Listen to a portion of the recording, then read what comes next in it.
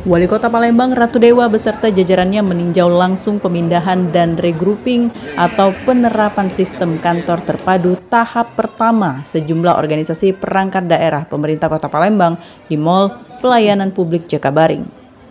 Wali Kota Palembang Ratu Dewa mengatakan dalam tahap pertama penerapan kantor terpadu ini ada 4 organisasi perangkat daerah yang berkantor di Mall Pelayanan Publik, yakni Dinas Sosial, Dinas Pemuda dan Olahraga, Dinas Pariwisata, dan BPBD Kota Palembang.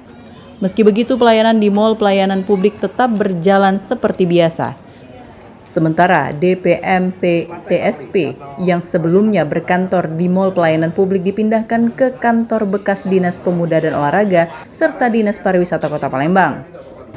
Sementara kantor bekas Dinas Sosial akan dimanfaatkan untuk perluasan kantor Inspektorat Kota Palembang guna meningkatkan pelayanan.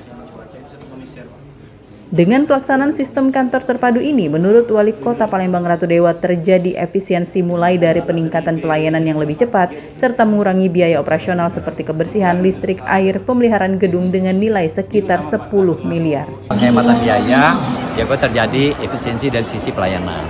Maka kita peningkatan pelayanan maka dijadi gabung di sini. Ya. Ada berapa Pak? Mungkin Pak ada berapa dinas di sini? Sementara ada 4 organisasi perangkat daerah.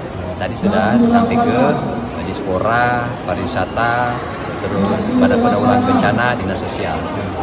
Mungkin estimasi anggarannya tadi Pak berapa miliar Pak untuk penghematan? Efisiensinya hitung-hitungannya 10 miliar. Pemerintah Kota Palembang akan melakukan pemanfaatan lebih lanjut dalam peningkatan PAD ke depannya.